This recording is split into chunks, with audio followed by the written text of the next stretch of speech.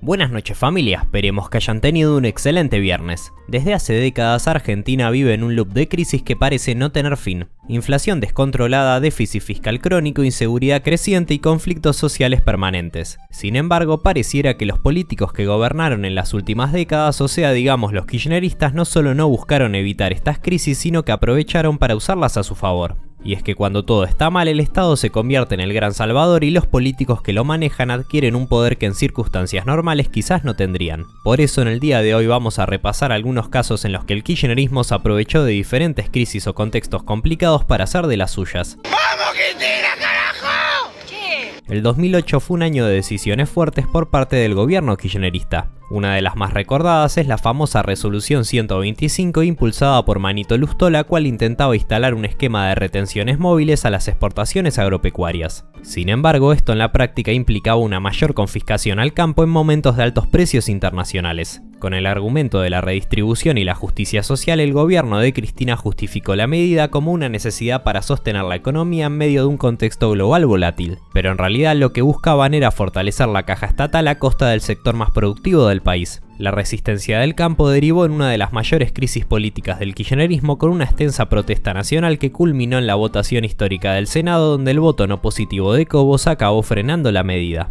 A pesar de que el kirchnerismo no salió bien parado de esto, aún necesitaban encontrar la manera de hacerse con fondos para financiar el enorme gasto público. Es por eso que allá por diciembre de 2008, cuando el mundo estaba atravesando una gran crisis financiera internacional, el gobierno de Cristina aprovechó y decidió nacionalizar los fondos de las AFJP con el argumento de que había que proteger el ahorro de los trabajadores de los malvados especuladores. El arquero del Liverpool. Pero la realidad es que se trató de una maniobra para hacerse de fondos frescos y seguir financiando las medidas populistas que tanto caracterizan a los gobiernos cucas. Y si no nos creen, mejor escuchemos cómo lo confiesa la propia condenada.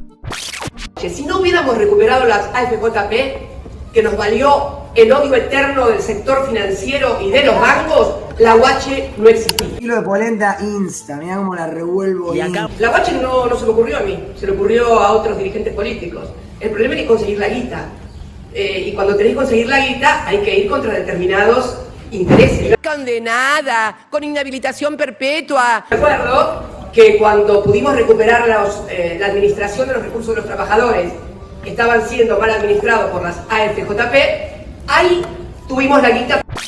Sin embargo, esta no fue la última vez que el kirchnerismo utilizó esta estrategia. Pero antes de continuar, déjame hablarte del sponsor de este video. La mayoría de los países latinoamericanos tienen estos problemas: muchos impuestos, una inflación galopante y encima salarios muy bajos. Entonces mucha gente en búsqueda de una vida mejor decide emigrar a países del primer mundo. Bueno, ¿qué harías si te digo que puedes conseguir un salario del primer mundo pero sin tener que alejarte de tu familia o de tus seres queridos? Pero espera, no es uno de esos Ponzi donde tenés que invitar a 5 amigos más para ganar un 700% mensual. Lo que se ofrece es una nueva profesión tecnológica, de la mano de una de las instituciones con más casos de éxito en todo internet, la cual ya tiene vasta experiencia en áreas como el desarrollo web, la inteligencia artificial o la ciberseguridad. Una institución que no te va a enseñar algo que ya no se usa, sino que una profesión actual, conectada con la realidad y extremadamente rentable, con la que conseguir un salario de primer mundo mientras trabajas remoto desde Latinoamérica. Y lo mejor de todo es que lo puedes aprender desde la comodidad de tu casa, sin límite de edad y sin ningún conocimiento previo. ¿Te gustaría descubrir cuál es la profesión de la que hablo? Bueno, conseguí que el ingeniero y programador Bienvenido Sáez, uno de los formadores de habla hispana más prestigiosos, te prepare una clase gratuita de 15 minutos para vos, donde vas a descubrir cuál es esta profesión, sus grandes ventajas y cómo aprenderla. Te dejo el enlace en la descripción y el comentario fijado. Sigamos con el video. Hay que bancar a los chivos.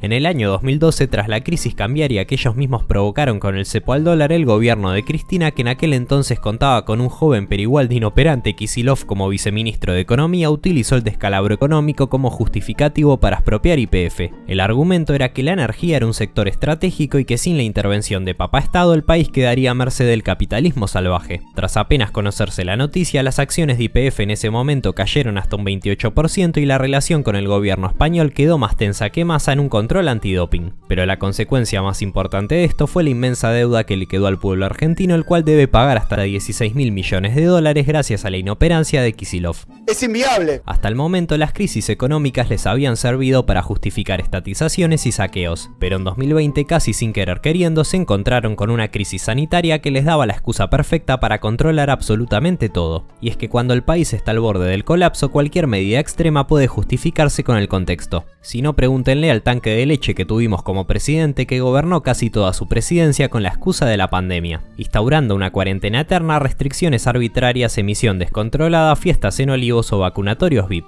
¡Salud! Lo peor de todo es que tiempo después el ex ministro de Economía Martín Guzmán admitiría públicamente que habían extendido más de la cuenta la duración de la cuarentena porque les estaba dando resultados políticos. Entonces voy a decir que la extensión después de un momento X, que A mí fue más larga de lo que tendría que haber sido, desde el punto de vista, dado la información técnica que tenía, fue más larga de la que tendría que haber sido.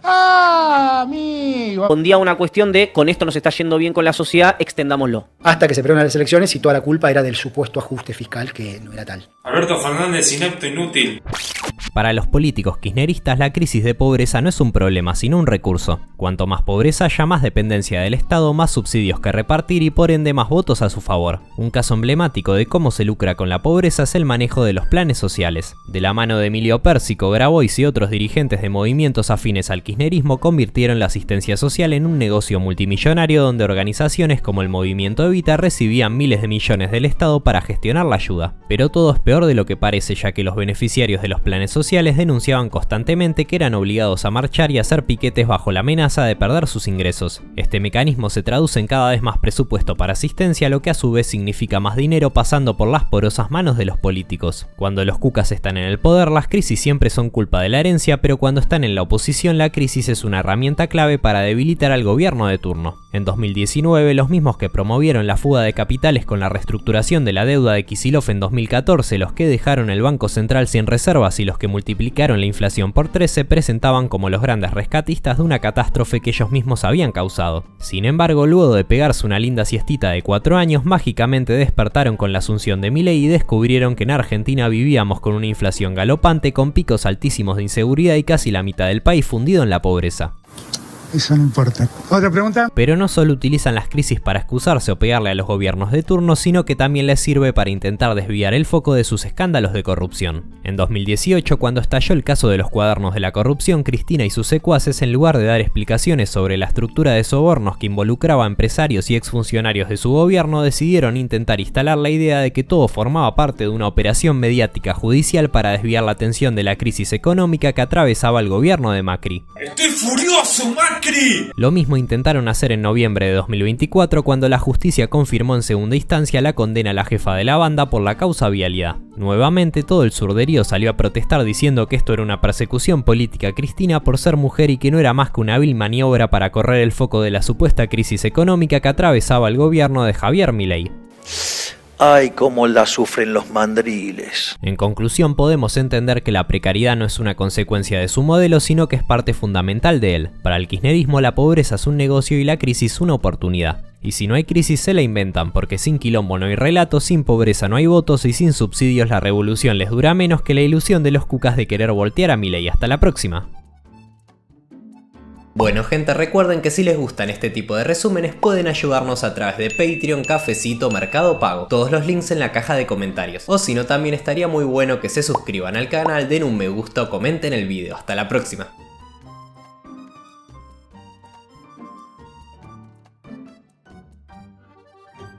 Son todos machos.